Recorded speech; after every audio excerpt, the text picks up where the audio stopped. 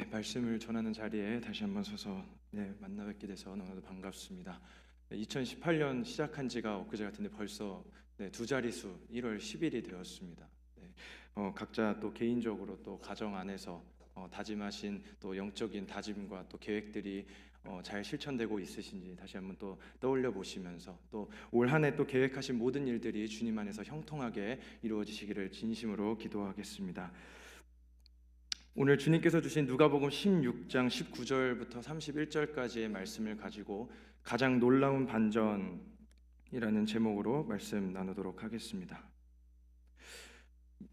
요즘 영화나 드라마 혹은 다양한 문학 작품들, 또 소설, 또 애니메이션, 심지어 애니메이션까지 각종 그 문학 작품이나 장르 등에서 흔히 접하게 되는 기법 중에 하나가 바로 이 반전이라는 기법입니다. 이 반전은 그 말 그대로 무엇인가를 뒤집는 것입니다. 이야기 속에서 전개되어 오던 내용이 어떤 사건이나 어떤 계기를 통해서 이렇게 갑자기 뒤집히면서 지금까지 보던 그 사건과 혹은 그 인물을 전혀 다르게 바라볼 수 있도록 해주는 장치가 바로 이 반전이라는 것입니다. 요즘 드라마나 영화나 각종 미디어를 통해서 우리는 이와 같은 반전 기법이 사용된 많은 작품들을 우리는 접하게 됩니다.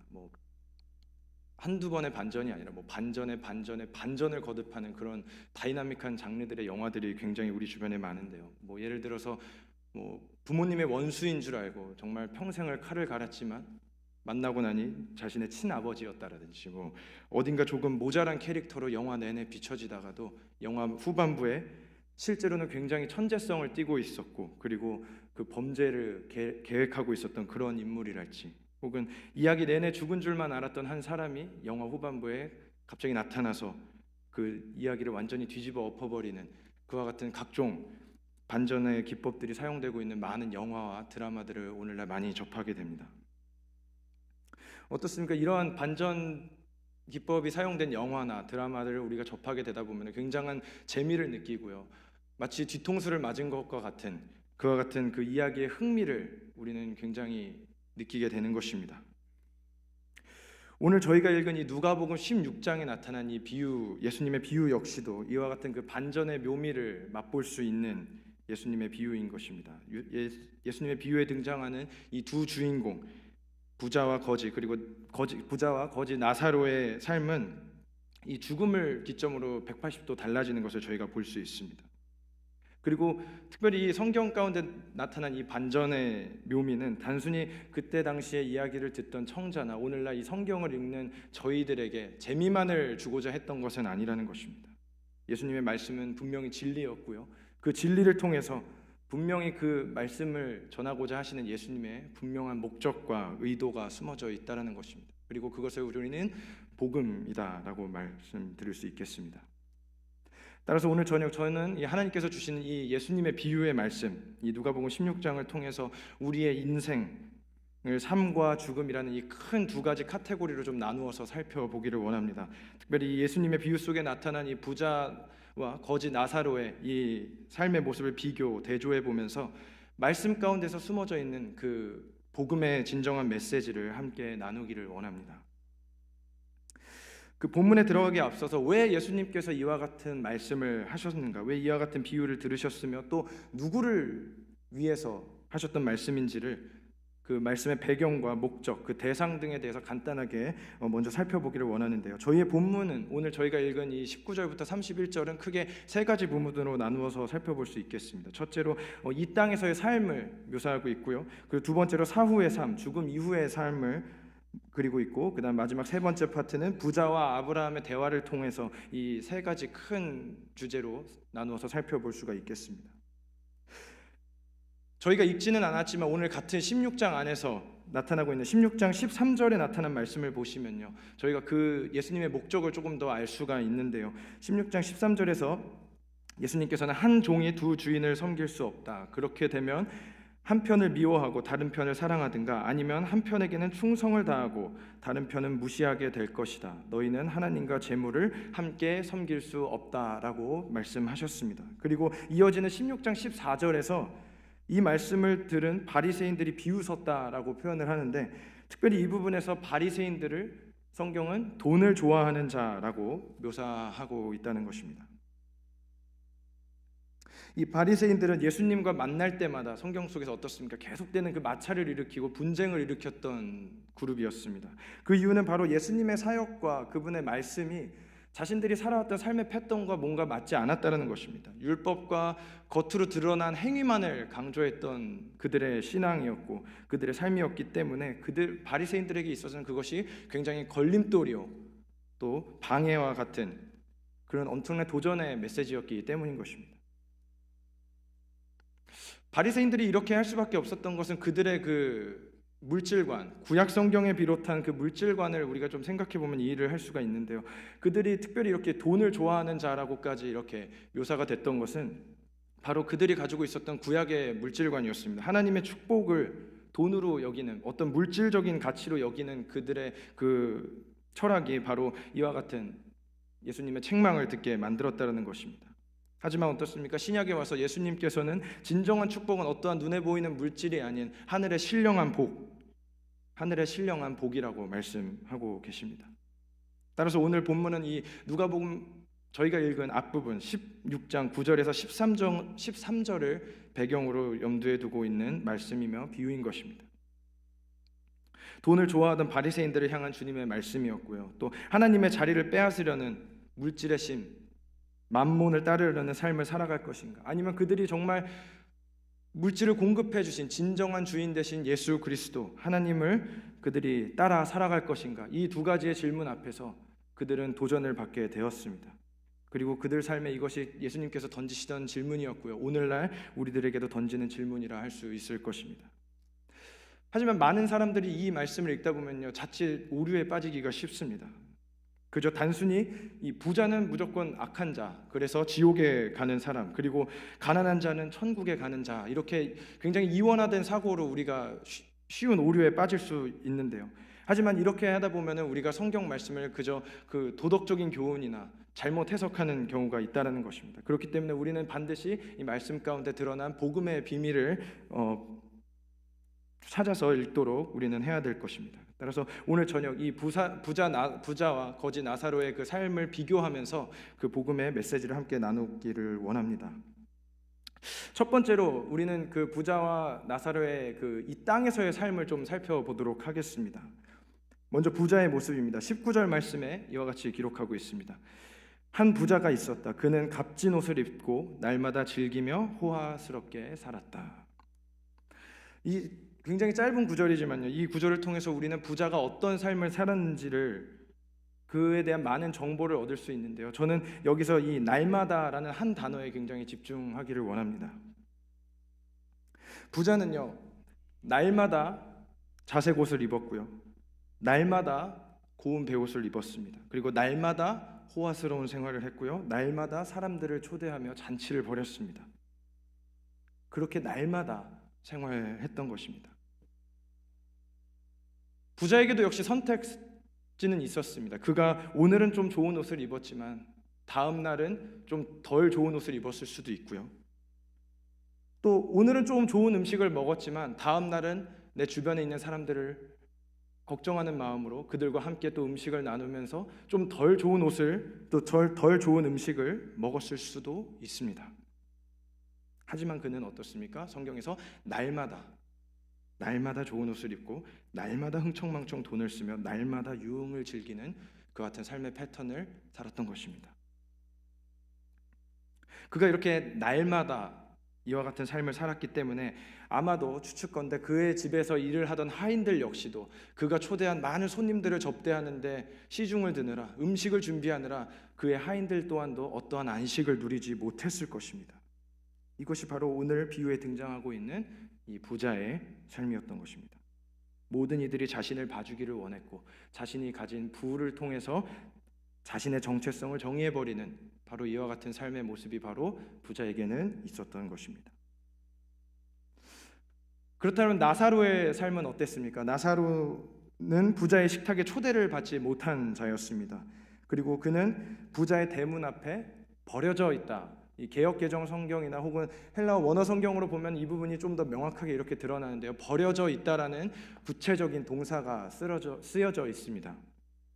자기 발로 찾아간 것이 아니라 누군가에 의해서 버려진 채 주인의 집 문에, 그 부자의 집 문에 있었던 것입니다.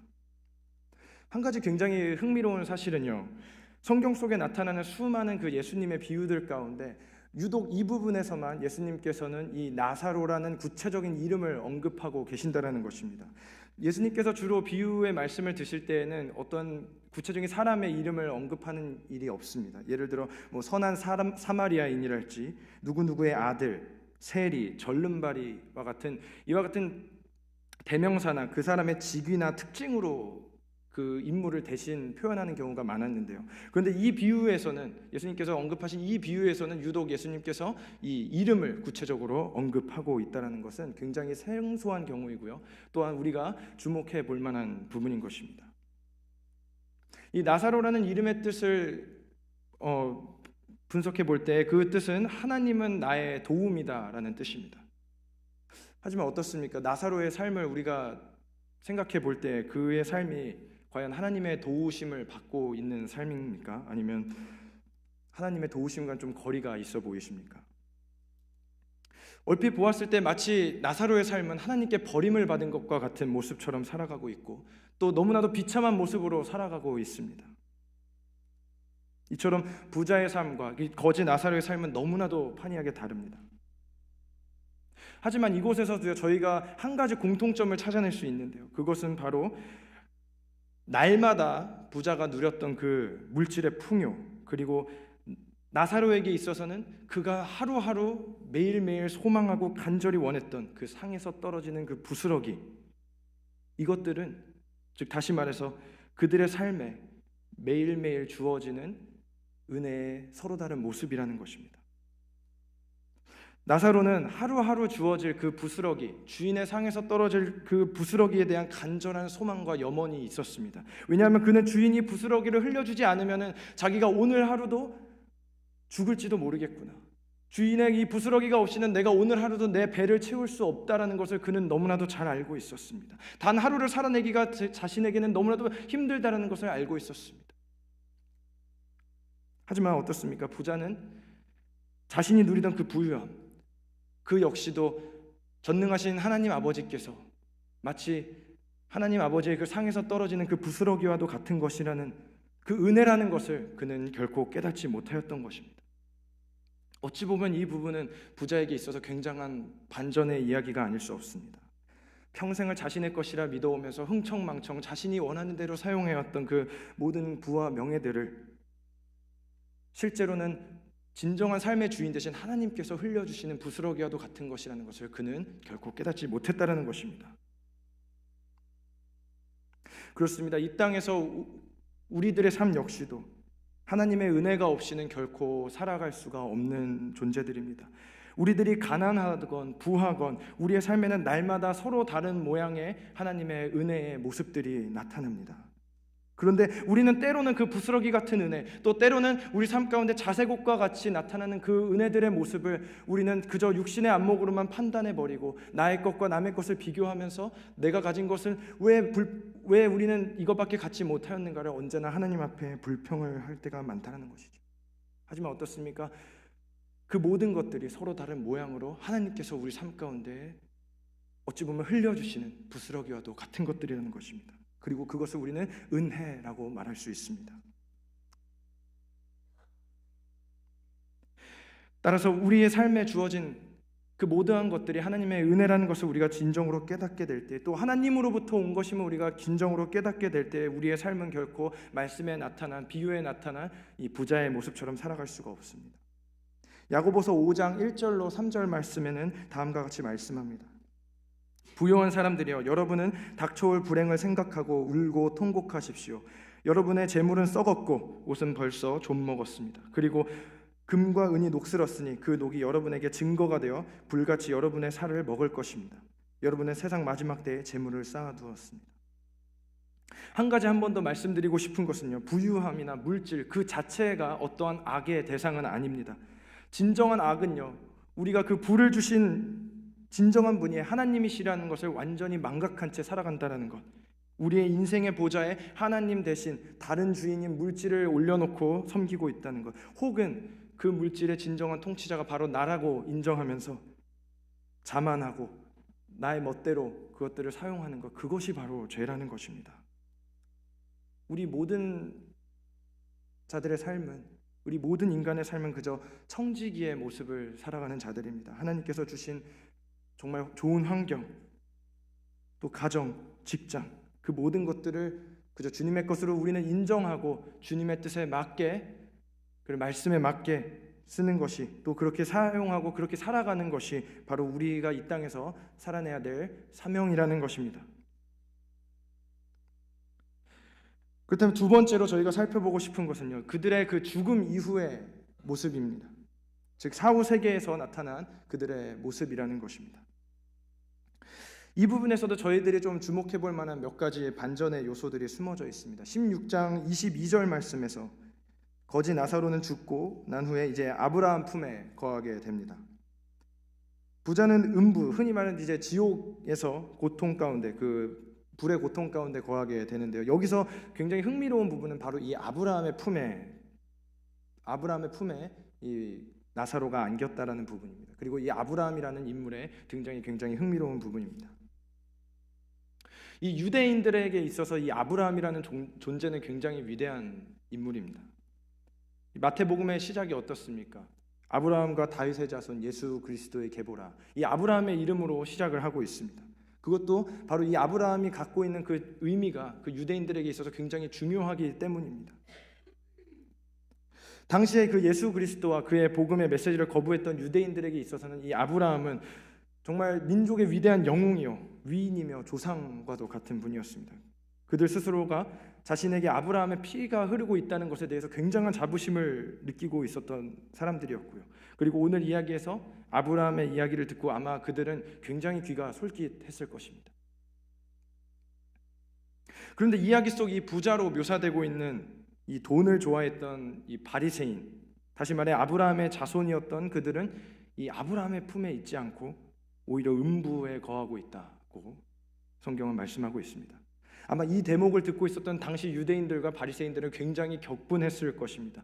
그리고 그들에게 있어서 이보다도 더 큰 반전은 없었을 것입니다. 그리고 24절에서 음부에서 고통받는 부자는 아브라함을 아버지 아브라함이여 나를 불쌍히 여기소서 하면서 애통하며 부르짖고 있습니다.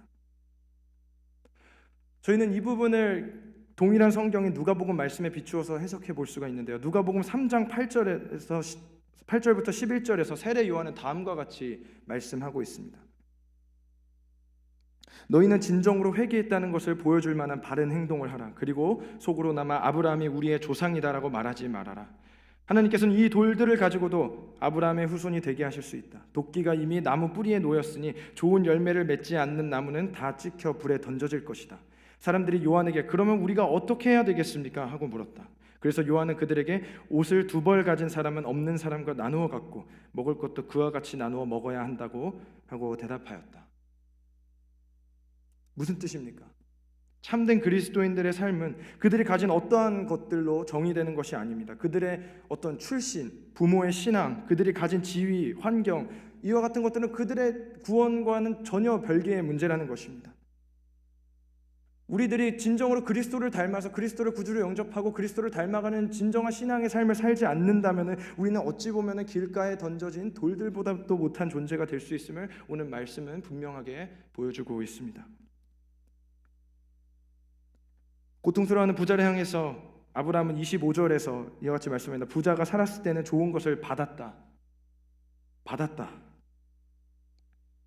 좋은 것을 받는 것은 다시 말해서 그에게 좋은 것을 주신 분이 있다라는 것이고요. 이는 곧 동시에 부자가 누린 모든 것들이 자신의 공이 아닌 하나님께서 베풀어 주신 은혜였다라는 것을 다시 한번 상기시켜주는 부분입니다. 하지만 음부의 고통 속에서도 이 부자는 진정 변화된 모습을 보여주고 있지 않습니다. 24절과 27절에서 부자는 이렇게 얘기합니다. 나사로를 보내서 물을 찍어 내 혀를 적셔 주십시오.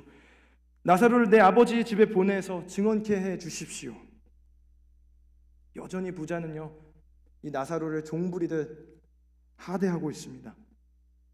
부자는 고통 중에서 자비를 강구하지만 그가 왜 음부에 놓이게 되었는지 그 원인을, 그 이유를 전혀 간파하지 못하고 어떠한 반성의 기미조차 보이고 있지 않습니다. 기독교 변증가로 유명하신 C.S. 루이스는 그의 책 고통의 문제라는 부분에서 지옥의 문은 안에서 잠겨 있다라는 말을 남겼습니다. 지금 부자와 나사로의 상황은 180도 달라졌습니다. 그리고 그 둘 사이를 막고 있는 그 큰 건널 수 없는 그 구렁텅이, 그리고 그가 겪고 있는 이 불의 심판, 이 모든 것들은 결국 그 부자 자신의 행실이 초래한 결과였다라는 것입니다. 누가복음 6장 24절에서 25절에서는 예수님 또한 이렇게 말씀하셨습니다. 너희 부유한 사람들에게는 불행이 닥칠 것이다. 너희는 이 세상에서 받을 수 있는 위로를 이미 다 받았다. 지금 배부르게 먹고 지내는 자들아, 불행하게도 너희는 굶주리게 될 것이고, 지금 웃는 자들이 불행하게도 너희는 슬퍼하며 울 것이다. 이것이 바로 죽음을 기점으로 한 부자와 나사로가 경험했던 이야기의 반전이었던 것입니다. 그럼 마지막 세 번째로, 지금 현재 이 땅을 살아가고 있는, 우리 모두는 이 땅을 살아가고 있지 않습니까? 어느 누구도 죽음 이후를 아직 살고 있는 사람은 없는데, 이 땅을 살아가고 있는 우리들의 사명은 그럼 무엇이겠습니까? 우리 삶 가운데 그럼 어떠한 도전의 메시지를 이 말씀은 주고 있는 것일까요? 그것은 바로 말씀을 통해서 주님의 마음을 깨달으라는 것입니다. 부자는 계속해서 억울함을 호소하고 있습니다. 30절 말씀에 만일 죽었다 살아난 사람이 있으면 그 사람이 가서 그들이 회개할 것입니다. 그 사람의 말을 듣고 회개할 것입니다 라고 이야기하고 있습니다. 물론 얼핏 보면 이보다도 더 확실한 증언은 없겠죠. 죽었다 살아난 사람이 가서 자신이 경험한 것들을 증언했을 때 그 효과는 아마 굉장히 위대할 것입니다. 하지만 현실은 굉장히 다릅니다. 그리고 성경은 죽은 자가 살아나서 증언했을 때 어떠한 현상이 나타나는지를 분명하게 보여주고 있습니다. 요한복음 11장과 12장에서는요, 이 마리아와 마르다의 형제였던 나사로의 죽음에 대해서 이야기하고 있습니다. 여기서도 참 흥미로운 부분은 나사로라는 이름이 등장하고 있다는 것인데요. 사실 이 비유에 나타난 나사로와 이 나사로는 결코 관계는 없습니다. 하지만 이 두 나사로가 동명이인으로서 성경 가운데서 갖고 있는 그 중요한 메시지는 분명합니다. 이 요한복음에 나타난 이 죽음 가운데서 살아났던 이 나사로, 그의 그 죽음을 목격한 사람들의 반응은 크게 두 가지로 나누어집니다. 첫 번째는 11장 45절에 나타난 말씀인데요. 마리아에게 와서 예수께서 하신 일을 본 많은 유대인들이 그를 믿었으나 라고 기록하고 있습니다. 오히려 예수님을 더욱더 굳건하게 믿는 그룹이 생겼다라는 것입니다. 하지만 동시에 53절에서 이날부터 그들 유대 지도자들이 예수를 죽이려고 모의하니라. 굉장히 상이한 반응이 나타나고 있습니다. 그리고 예수님께서는 이것을 분명하게 알고 계셨습니다.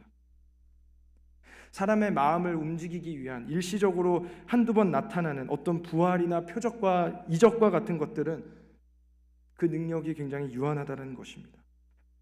죽은 자가 살아나서 그들을 증언할 때 그것들을 믿었던 자들은 이미 살아있는 하나님의 말씀이 그들 가운데 거했던 자들이라는 것입니다. 그렇기 때문에 오늘 누가복음 비유는 분명히 말씀하고 있습니다. 31절에서 모세와 선지자들의 말을 듣지 않으면 비록 죽은 자들이 다시 살아난다고 할지라도 그들이 결코 믿지 않을 것이다. 이 모세와 선지자의 말이 무엇입니까? 바로 당시의 구약 성경을 의미하고요, 오늘날 살아있는 하나님의 말씀을 뜻하는 것입니다. 말씀을 통하지 않고는 우리가 하나님의 뜻을 분별할 수가 없으며, 말씀이 계시하고 계신 그리스도를 우리는 알 수가 없습니다. 뿐만 아니라 왜 그 구약 성경이 메시아를 선포하고 있고, 왜 그리스도께서 우리 이 땅 가운데 오셔야만 했으며, 그 예수님의 모든 사역이 나의 삶과 어떠한 관계가 있는지를 우리는 말씀을 떠나서는 결코 알 수가 없다라는 것입니다. 우리가 성경 가운데서 성경을 읽으면서 만나는 이 수많은 이적과 기사, 표적들, 또 죽은 자가 살아나는 이와 같은 것들은 단순히 예수님께서 당신의 그런 신적인 능력을 보여주시고 그로 인해서 사람들을 모으시기 위해 했던 도구가 아니었던 것입니다. 그렇기 때문에 우리는 그분께서 이 땅에서 보여주셨던 그분의 그 모든 사역들, 그분의 놀라운 이적들을 통해서 우리는 복음의 진정한 메시지를 발견할 수 있어야 되고요, 그 뒤에 숨겨진 예수님의 진정한 의미가 무엇인지를 깨달아야 한다는 것입니다. 누가복음 24장 44절에서 예수님께서는 이에 대해서 한 번 더 분명하게 말씀해 주고 계십니다. 내가 너희와 함께 있을 때 너희에게 말한 바 곧 모세의 율법과 선지자의 글과 시편에 나를 가리켜 기록된 모든 것이 이루어져야 하리라 한 말이 이것이라 하시고, 이에 그들의 마음을 열어 성경을 깨닫게 하시고. 예수님께서 이 말씀을 언제 하셨는지 아십니까? 예수님께서 부활을 이미 하시고요, 제자들 가운데 나타나셔서 하신 말씀이었습니다.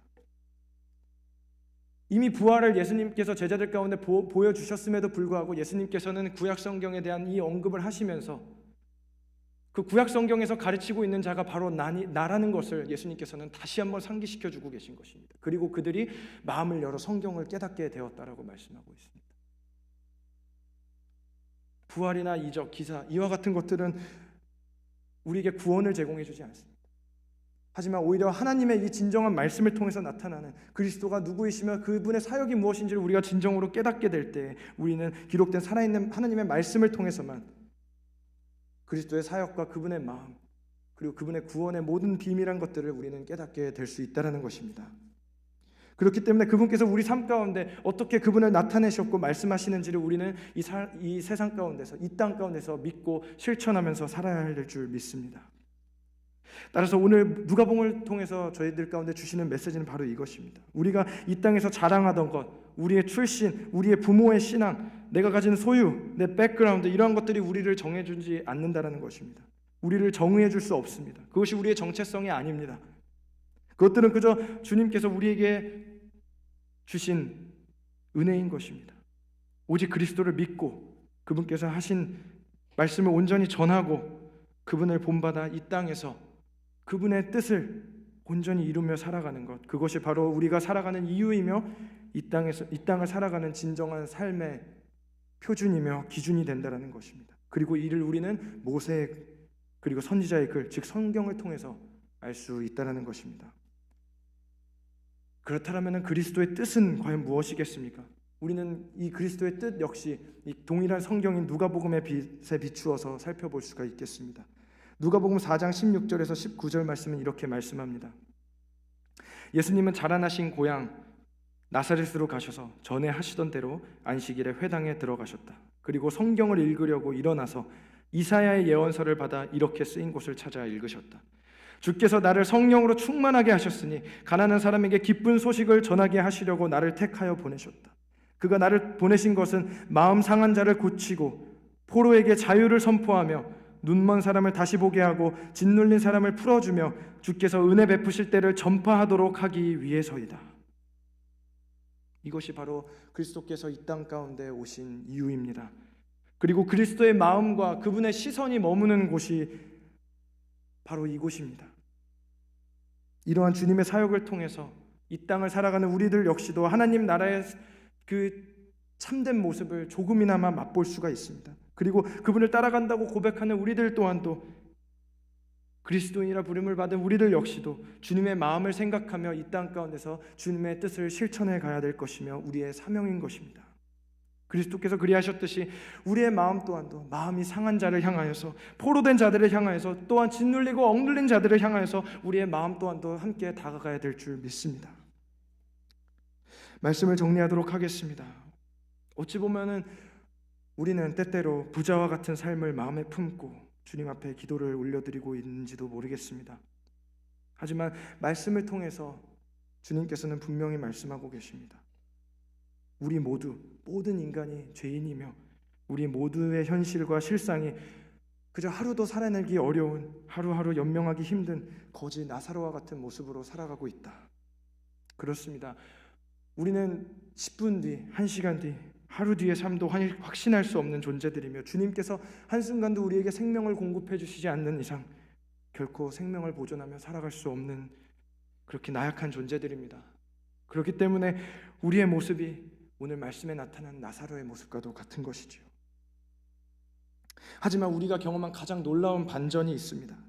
죽음의 노예 운명인 줄만 알았는데 생명을 얻게 되었고 마귀에게 패배한 줄만 알았는데 승리를 얻게 된 가장 놀랍고 위대한 반전, 그것은 바로 오늘 말씀 31절에 나타난 죽은 자 가운데서 살아나는 자의 사건, 즉 그리스도 예수님을 통해서 보여주신 그분의 죽으심과 부활의 사건이라는 것입니다. 모든 죄와 사망의 권세를 이기시고 다시 살아나신 그분의 그 사건 말입니다. 죄의 포로가 되어서 사망으로만 끝이 나버릴 것 같았던 이 우리 삶의 이 드라마가 예수님의 그 단번에 죽으심과 부활하심으로 말미암아 전혀 다른 양상으로 180도 변하게 되었습니다. 모세와 선지자의 글에 기록된 하나님의 말씀이 수천 년이 지나도 정말 오늘 우리가 예배를 시작하면서 불렀던 푸른 마르고 꽃이 시드나 주님의 말씀이 영원하다라는 그 말씀을 붙들고 저희가 나아갈 때 우리는 창세기 3장 15절에서 선포되었던 여자의 후손이 머리를 상하게 하며 뱀은 그 뒤꿈치를 상하게 할 것이라는 그 최초의 복음이 성취된 것을 우리는 경험하며 보며 나아가고 있는 것입니다. 우리 모두는 자격이 없습니다. 우리가 설령 남들보다 좀 더 부하다고 우리가 설령 남들보다 더 건강하다 할지라도 그건 역시 주인의 상에서 떨어지는 부스러기와도 같은 지극히 작은 것입니다. 그렇기 때문에 우리가 자랑해야 될 것은 우리의 소유와 우리를 구성하고 있는 모든 환경이 아닌 우리들 가운데 그 은혜를 베풀어 주신 바로 참된 주인 되신 그리스도 예수인 줄 믿습니다. 우리 삶 속에 생명이라는 정말 측량할 수 없는 그 놀라운 반전과 선물을 허락해 주신 그 예수 그리스도를 날마다 자랑하시면서 그분의 대속의 은혜만을 자랑하시는 저와 여러분들 되시기를 주님의 이름으로 축원드립니다. 함께 기도하시겠습니다.